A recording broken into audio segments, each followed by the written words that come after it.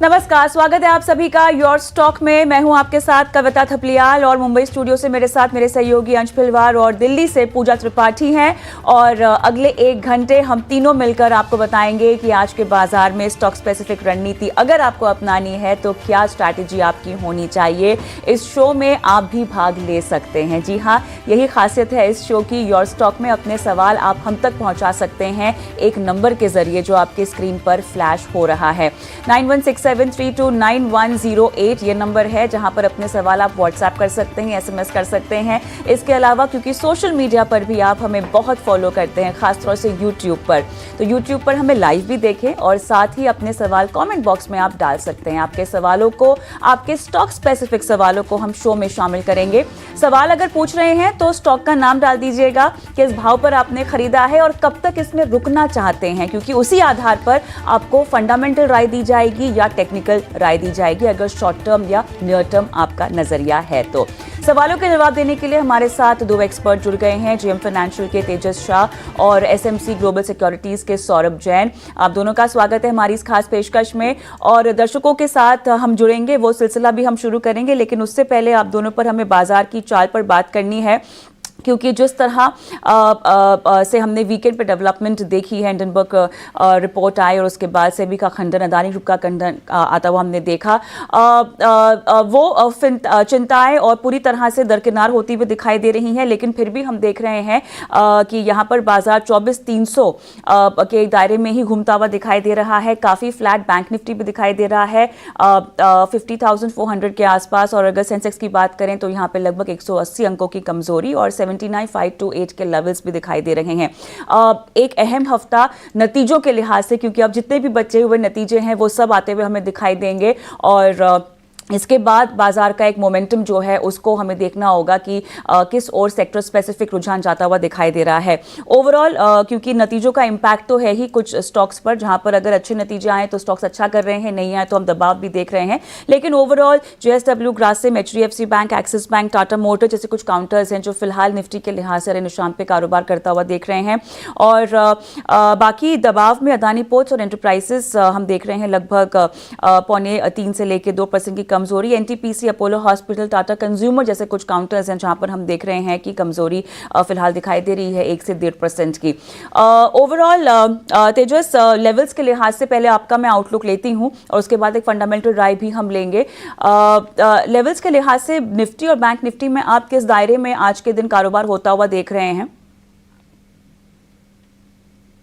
और सभी दर्शकों को निफ्टी की हम बात करें तो निफ्टी पिछले एक सप्ताह से एक सीमित दायरे में ट्रेड कर रहा है। 24,000 के करीबन काफी अच्छा स्ट्रॉन्ग सपोर्ट है जो इसकी 50 डे एक्सपोनेंशियल मूविंग एवरेज है, और 24,350 से लेके 24,400 के करीबन एक स्ट्रॉन्ग रेजिस्टेंस जोन है। वहां से हम प्रॉफिट बुकिंग देख रहे हैं काफी दिनों से। तो मुझे लग रहा है कि ये जो रेंज है वो कंटिन्यू करेगी जब तक हम ये रेंज के बाहर नहीं निकलते, कोई मेजर मूव आएगा नहीं। अगर ब्रेकआउट देखते हैं 24,000 के नीचे तो 400 पॉइंट की गिरावट आ सकती है, और अगर हम ब्रेकआउट देखते हैं ऊपर की तरफ, अगर 24,400 का लेवल क्लोजिंग बेसिस पे सरपास होता है तो मुझे लग रहा है 24,700 से लेके 24,800 तक के लेवल देख सकते हैं।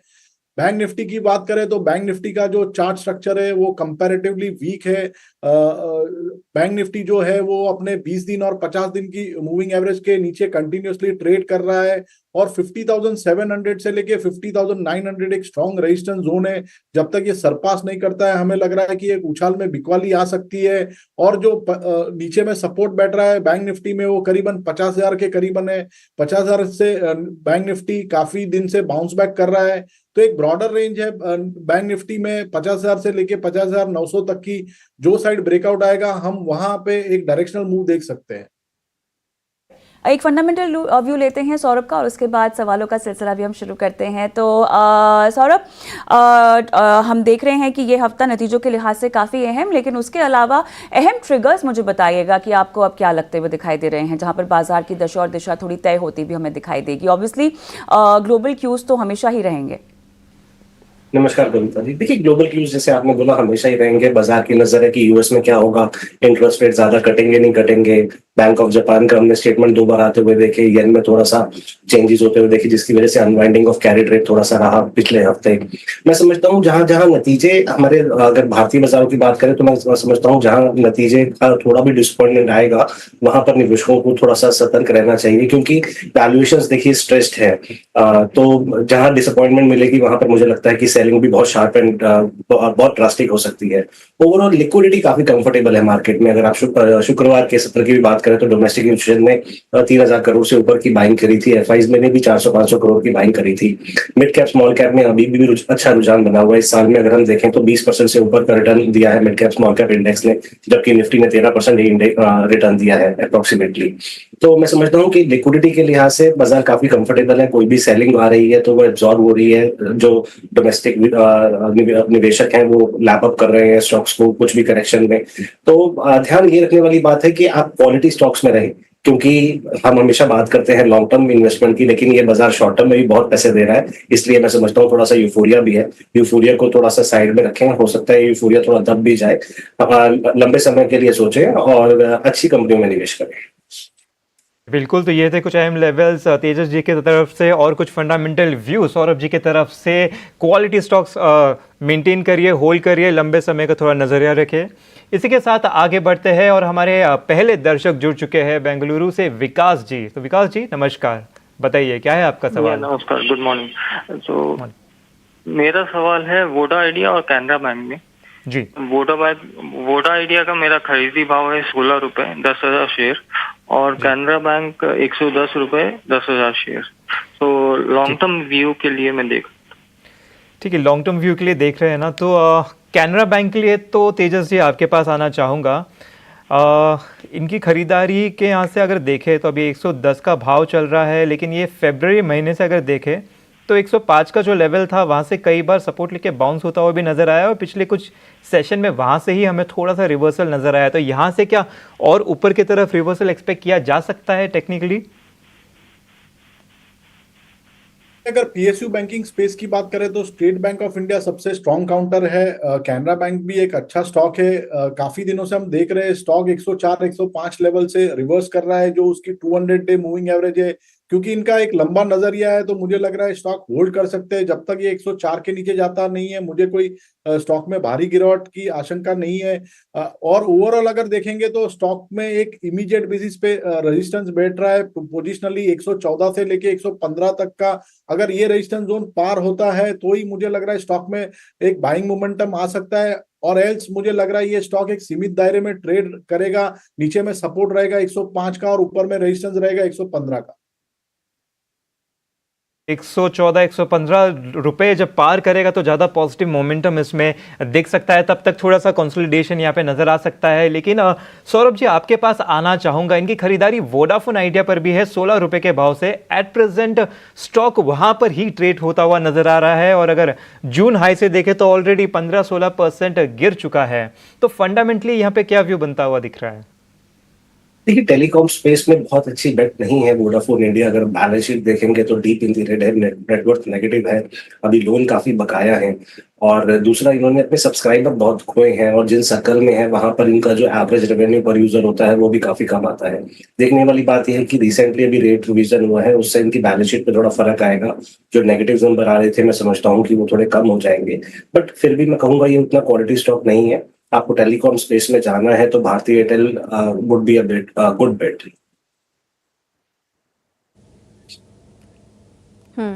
ठीक है, तो ये है सलाह दोनों स्टॉक्स पर आपके। अगला सवाल आंध्र प्रदेश से हमारे साथ फोन लाइन पर साइनाथ जी जुड़े हुए हैं। नमस्कार, सवाल पूछिए अपना। नमस्ते जी। हाँ जी, लास्ट ईयर दिसंबर में मैंने अदानी टोटल गैस का 175 शेयर खरीदा है, अराउंड 170-75 के रेंज में जी। तो अभी आई थिंक 802 मतलब 826 ऐसे कुछ रेंज में अभी चल रहा है शायद। तो I just want to understand कि मतलब इसका मतलब बने रहूं या इसको अभी एग्जिट करके ओला इलेक्ट्रिक जो लेटेस्ट आया हुआ है, जो कपल ऑफ ट्रेडिंग डे से वो अच्छा खासा रिटर्न्स दे रहा है, तो उसमें माइग्रेट करके अपना लॉस को रिकवर करूं। ठीक है। Adani total gas, Adani group के शेयरों में आज काफी सारे निवेशकों का सवाल भी होगा, और या। आपको तो इसका इम्पैक्ट मेरे ख्याल से 2 बार शायद झेलना पड़ गया होगा।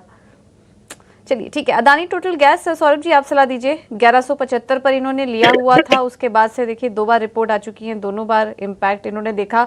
जो इनका प्राइस था, लेवल थे, मेरे ख्याल से वो आ नहीं पाए अभी तक स्टॉक में, और मुनाफे में भी नहीं आए हैं अभी तक। तो क्या करें, स्टॉक में बने रहें या एग्जिट कर लें? और एक सवाल इनका ओला इलेक्ट्रिक के आईपीओ को लेकर भी है, अभी हाल फिलहाल में आया। लिस्टिंग के दिन हमने देखा कि काफ़ी अच्छी तेज़ी देखने को मिली, तेज़ी आज भी जारी है। तो क्या वो स्टॉक अच्छा लग रहा है अभी फिलहाल एंट्री करने के लिए इतनी तेज़ी के बाद, या फिर अदानी टोटल गैस में बने रहें? देखिए, अदानी टोटल गैस की बात करें तो कंपनी काफी अच्छी है कविता जी। नंबर्स तो ठीक आ रहे हैं, लेकिन at the same time valuation बहुत महंगा है। 25 टाइम बुक वैल्यू पे चल रहा है, 130 टाइम पीई पे चल रहा है, और 4000 से जब लेवल से टूटा था तो ये एक मात्र ऐसा स्टॉक है जो कि अभी तक वो रिकवरी नहीं दे पाया। हालांकि काफी अदानी ग्रुप के स्टॉक्स वापस भी आ गए। तो मैं समझता हूँ तो एक वैल्यूएशन का एक बड़ा कंसर्न है, जिसकी वजह से इन्हें बहुत लंबे समय रखना पड़ेगा। शायद 2 से 3 साल का अगर बन बनाएंगे तब थोड़ा जाके मुझे लगता है कि रिकवरी होगी या थोड़ा पैसा बच पाएगा। जहां तक बात करी ओला इलेक्ट्रिक की, ये पहली एक इलेक्ट्रिक ईवी स्कूटर कंपनी है जो लिस्टेड हुई है भारतीय बाजारों में। अभी तक कंपनी लॉस मेकिंग थी, काफी इन्होंने प्रपोर्शन ऑफर फॉर सेल में भी दिया है। एक लेटेस्ट नई कंपनी आई है, पहले दिन भी 20% ऊपर था स्टॉक, आज भी ऊपर है। मैं समझता हूँ कि ये ट्रेडिंग के लिहाज से सोच रहे हैं, शॉर्ट टर्म नजरिया ले रहे हैं। कह पाना बड़ा मुश्किल है कि नंबर्स किस तरह से प्लान आउट होंगे, थोड़ी सी हिस्ट्री बनने दीजिए। मेरी सलाह नहीं रहेगी, क्योंकि मुझे लगता है कहीं ना कहीं फिर एक वैसी गलती ना हो जाए जैसे अदानी टोटल गैस लिया वैसे ही ओला इलेक्ट्रिक में कहीं जल्दी एंट्री ना बन जाए। इसके अलावा मैं समझता हूँ कि एक स्टॉक मुझे अच्छा लगता है फार्मा स्पेस से, जिस तरह के बाजार आज चल रहे हैं, फार्मा क्षेत्र भी अच्छा लग रहा है, थोड़ा सा डिफेंसिव भी हो जाता है। नेटको फार्मा मुझे काफी अच्छा लगता है। अगर 2-3 साल का वहां पर ये नजरिया बनाएंगे तो मैं समझता हूँ कि इनके नुकसान भी पूरे हो जाएंगे और पैसा भी बन जाएगा। तो कुल मिलाकर सलाह यही है कि अदानी टोटल गैस में अगर आप बने रह सकते हैं तो बने रहिए, नुकसान में मत निकलिए, क्योंकि कंपनी अच्छी है, कंपनी के साथ कोई दिक्कत नहीं है। थोड़ा समय लग सकता है आपके लॉस रिकवर होने में, लेकिन बने रहने की सलाह। और अगर आपको निकलना ही है तो ओला इलेक्ट्रिक पर अभी सलाह नहीं है, थोड़ा वेट कीजिए, कंपनी के परफॉर्मेंस नतीजे आने दीजिए, एक ट्रेंड सेट होने दीजिए। और नेटको फार्मा अच्छा लग रहा है, वहाँ पर आप निवेश करके चल सकते हैं अगर आपको निकलना ही है तो ये कुछ सलाह है, इस पर आप अमल कर सकते हैं।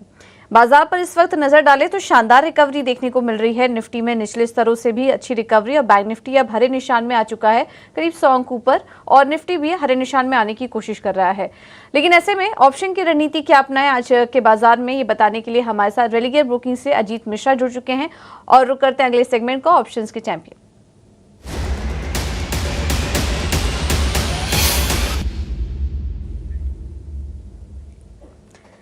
अजीत जी गुड मॉर्निंग, बताइए क्या रणनीति सुझाएंगे आप? गुड मॉर्निंग पूजा। सो देखिए, जिस तरीके से हम देख रहे हैं कि लोअर लेवल्स पे मार्केट में रिकवरी दिखने को मिल रही है, बैंकिंग लीड कर रहे हैं, और हाल फिलहाल में हमने नोटिस भी किया है पूजा कि with in the banking space, private banking measures में HDFC बैंक काफी ज्यादा रेजिलियंस दिखा रहा है even during the down days, और आज के सेशन में ये लीड भी कर रहा है when it comes to the recovery. तो मुझे लगता है कि रिकवरी स्ट्रेंथन होनी चाहिए, करीब 1720 1730 तक के लेवल्स पॉसिबल है। तो उसको देखते हुए 1650 वाली कॉल जो करीब 40 के पास ट्रेड कर रही है, इसको आप लॉन्ग कर सकते हैं 32 के स्टॉप लॉस के साथ 58 तक के टारगेट्स के लिए। ओके, थैंक यू अजीत जी आपका ये रणनीति सुझाने के लिए। तो देखिए, जैसे कि हम देख रहे हैं कि इस वक्त बैंकिंग स्टॉक्स में रिकवरी भी है, निफ्टी बैंक हरे निशान में आ चुका है, इसी को प्ले करने की कोशिश कीजिए। HDFC बैंक में 1685 कॉल खरीदने की सलाह, इसमें अधिकतम मुनाफा 9900 का हो सकता है। एक छोटे से ब्रेक के लिए रुकेंगे हम यहाँ पर, आप बने रहिए हमारे साथ।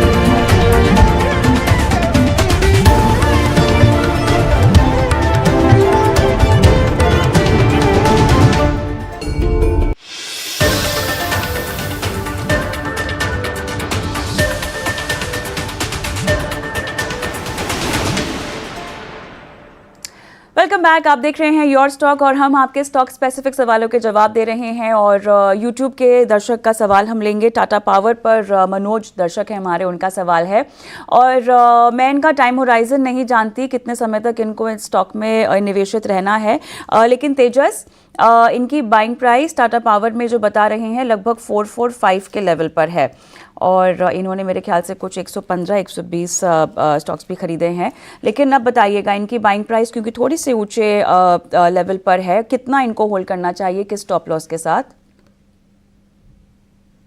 टाटा पावर का स्टॉक हम पिछले काफी दिनों से देख रहे हैं कि उसमें थोड़ी सी सेलिंग आ रही है, बट इसका जो मेजर सपोर्ट है वो 400 के करीबन है। जब तक 400 का लेवल टूटता नहीं है स्टॉक में कोई पैनिक नहीं है। आने वाले दिनों में स्टॉक को 435 से लेके 440 का लेवल सरपास करना पड़ेगा बाइंग मोमेंटम के लिए। जब तक ये लेवल पार नहीं होता है मुझे लग रहा है स्टॉक सीमित दायरे में ट्रेड करेगा। नीचे में सपोर्ट रहेगा 400 का और ऊपर में रेजिस्टेंस रहेगा 440 का।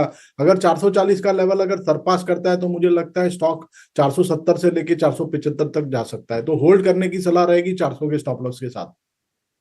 बिल्कुल, तो ये थे कुछ अहम लेवल्स 400 का स्टॉप लॉस और ये बाकी भी सारे अहम लेवल्स आपको दे दिए गए हैं। इसी के साथ हमें अगले दर्शक को जोड़ लेते हैं। हमारे साथ धीरज शामिल है। धीरज जी नमस्कार, बताइए। नमस्कार सर। बताइए धीरज जी।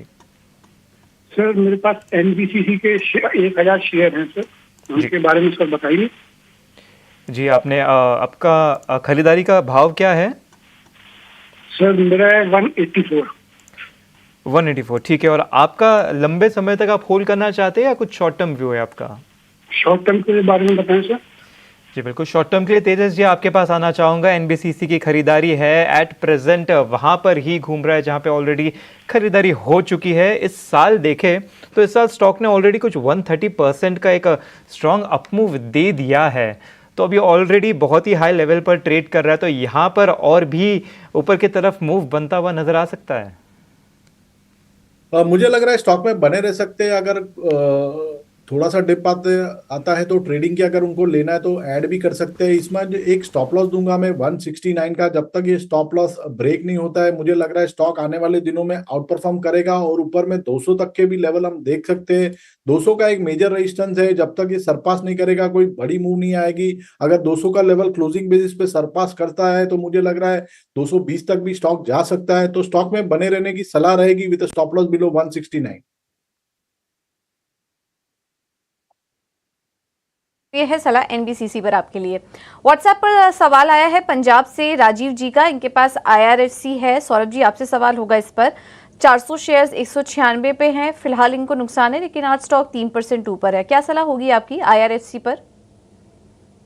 अच्छी है, पर पॉइंट यही है कि वैल्यूएशन थोड़े से कंफर्टिंग नहीं है। पहले हमने देखा नहीं इस तरह की वैल्यूएशन पे ट्रेड करते हुए।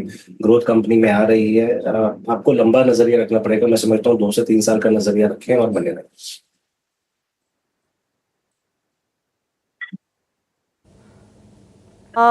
आगे बढ़ते हैं और व्हाट्सएप के जरिए सवाल है पंजाब से हमारे दर्शक राजीव का। और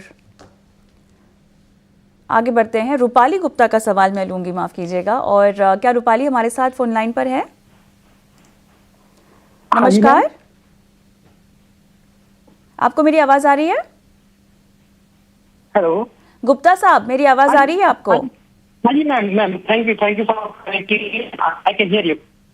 धन्यवाद आपका सवाल भेजने के लिए। सर बताइएगा किस स्टॉक में खरीदारी कर रखी है, किस भाव पर? जी आज ही मैंने लिया था।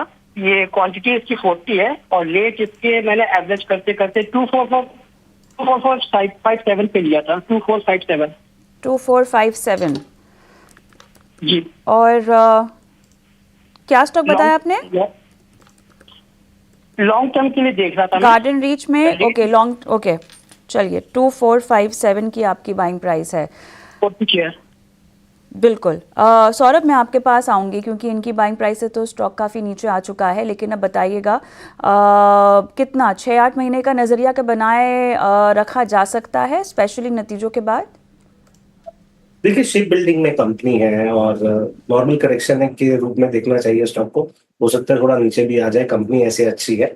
मेरी सलाह है आप तो लंबे व्यू अपना लंबा रखें और बने रहें। इसी के साथ आगे बढ़ते हैं और हमारे अगले दर्शक भी हमारे साथ शामिल है सलाम शेख जी। तो बताइए क्या है आपका सवाल। सर मेरा हीरो मोटोकॉर्प के 30 शेयर से जी 4500 से 4500 से आपकी खरीदारी है, आपने ये ओके ठीक है। और आपका व्यू क्या है, लंबे समय के लिए आप देख रहे हैं या फिर शॉर्ट टर्म व्यू? नहीं सर, शॉर्ट टर्म के लिए चाहिए जी बिल्कुल। तो शॉर्ट टर्म के लिए है तो मैं तेजस जी आपके 1-2 महीने कितना बोल रहे हो आप? 1-2 महीने सर, क्योंकि ये गिर रहा है ना शेयर का। हाँ गिर तो रहा है ऊपर के भाव से काफ़ी। तो तेजस जी आपके पास आना चाहूँगा, इनकी खरीदारी से करीब 23% ऊपर है स्टॉक, लेकिन अगर ऊपर से अभी नीचे देखें तो करीबन 11% ऑलरेडी गिर चुका है। तो ये यहाँ पे जानना चाहते कि इसे और कितना होल्ड कर सके, 1-2 महीने तक होल्ड कर सकते हैं। साथ ही साथ एक स्टॉप लॉस भी बता दें क्योंकि ऑलरेडी स्टॉक नीचे की तरफ जाता हुआ दिख रहा है। हीरो मोटोकॉर्प की बात करें तो ये स्टॉक अभी काफी दिन से एक डाउन ट्रेंड में चल रहा है, बट इसका जो इम्पोर्टेंट सपोर्ट है वो करीबन 5100 के करीबन है। तो एक ट्रेलिंग स्टॉप लॉस रख सकते हैं स्टॉक में 5100 का और होल्ड कर सकते हैं। और अगर यहाँ से कोई रैली चलती है और स्टॉक 5350 से लेके 5500 तक जाता है तो वहां पे प्रॉफिट बुक करना चाहिए। तो hold with stop loss below 5100। ठीक है, तो ये है सलाह स्टॉक पर। अहमदाबाद से हमारे साथ अविनेंद्र श्रीवास्तव जी जुड़ चुके हैं। आई होप मैं नाम सही पढ़ रही हूँ। सर सवाल पूछिए अपना, किस स्टॉक पर आपकी होल्डिंग है और कितना समय दे सकते हैं? जी नमस्कार, थैंक यू वेरी मच। आपने मेरा नाम एकदम सही बोला, अविनेंद्र श्रीवास्तव। मैंने हिंद कॉपर के बारे में मेरा सवाल है। मैंने उसे 305 रुपए के आसपास में खरीदा है, मैं एग्जैक्ट याद नहीं कर पा रहा हूँ अभी। और मेरे पास उसमें 6 मंथ्स का टाइम है, होराइजन मेरे पास 6 मंथ्स का है। शुड आई वेट और should I sell it and move forward? ठीक है, ठीक है, आपको सलाह दे देते हैं। सौरभ जी क्या राय होगी आपकी हिंद कॉपर में? 6 महीने का समय और है, फिलहाल नुकसान हो रहा है, लेकिन कुछ तेजी देख रहे हैं आप स्टॉक में? देखिए जो बाहर देशों से चाइना की तरफ से जो डेटा आ रहा है वो मिक्स आ रहा है, थोड़ा वीकनेस की तरफ से। इसकी वजह से हमने सारे मेटल्स में सेलिंग देखी है, कॉपर, एल्यूमिनियम, जिंक, सब कुछ नीचे आया है। इसीलिए मेटल स्टॉक्स में भी रिएक्शन है। देखने वाली बात यह है कि जब मेटल के प्राइसेस ऊपर जाते हैं तो ये कंपनियां जो उन मेटल्स में काम करती हैं, निकालती हैं, प्रोडक्शन करती हैं, उनके स्टॉक तेज हो जाते हैं। जनरल करेक्शन के रूप में इसे देखना चाहिए। मैं समझता हूँ कि अगर लंबा नजरिया रखेंगे तो बेहतर रहेगा।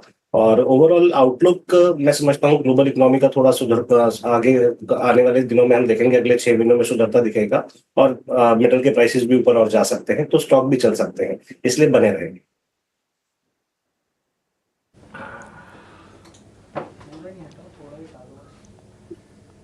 ठीक है, बने रहने की राय आपको दी जा रही है हिंद कॉपर में।